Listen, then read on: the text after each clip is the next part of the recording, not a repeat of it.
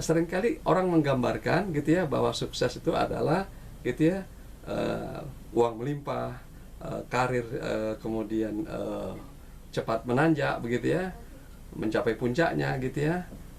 Itulah yang sebenarnya pandangan umum yang mereka tidak bisa membaca ya di balik masa depan gitu ya. Jadi ini sebenarnya pandangan seperti ini itu biasanya orang awam.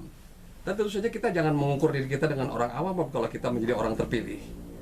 Ya, ini contoh yang digambarkan dalam Quran ketika Qarun ya, sang hartawan ya, pengikut Firaun pada masa lampau itu, iring-iringannya melewati kumpulan masyarakat ya, maka sebagian mereka mengatakan, aduh alangkah beruntungnya Qarun ini, luar biasa gitu ya, bahkan kunci-kunci gudang perbendaharaan hartanya saja itu harus diangkut oleh orang-orang yang kuat. Itu menunjukkan betapa besarnya harta Qarun itu, yang sekarang jadi harta karun istilah kita. Tapi apa yang terjadi? Tidak lama kemudian, ketika Firaun kemudian ditenggelamkan, Qarun dengan hartanya amblas di telan bumi, dan orang-orang kemudian yang mengetahui itu, menyaksikan itu, dia kemudian berbalik dan mengatakan, ya Tuhan, alangkah ruginya saya bercita-cita seperti Qarun itu. Ya, ternyata itu sifatnya terbatas sekali, gitu ya. Kita sudah mengalami masa pandemi kurang lebih hampir 3 tahun sebenarnya. Dan itu tidak terasa 3 tahun itu, atau 2 tahun lebih. Berlalu begitu saja. Betapa waktu itu ya bagi kita yang sudah masuk paruh baya, ya ternyata kita masih ingat masa-masa kecil kita bermain di tepi sungai dan sebagainya.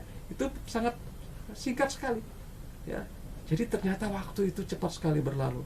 Nah bayangkan kalau kemudian orang yang berorientasi jangka pendek ini tidak membayangkan bahwa begitu cepatnya berlalu dan begitu cepatnya beralih musim, maka orang seperti ini akan kehilangan kesempatan untuk ya. Jadi jangan kita terpesona atau jangan kita menyandarkan penilaian masa depan kita dengan penilaian orang awam yang tidak berilmu, orang awam yang tidak mempunyai basis ya, katakanlah keyakinan yang benar, yang kuat.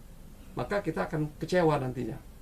Ya, kenapa? Karena ternyata penilaian itu ya, itu sifatnya sementara dan tidak berlaku. Boleh kita manfaatkan tapi demi kebaikan, atau lebih tepatnya adalah kalau Allah berikan kita kelebihan apapun, ilmu, harta, rupa dan sebagainya, maka jadikanlah itu sebagai investasi kita untuk menjamin masa depan kita ya abadi dan kemudian sukses di sisi Allah Subhanahu wa taala.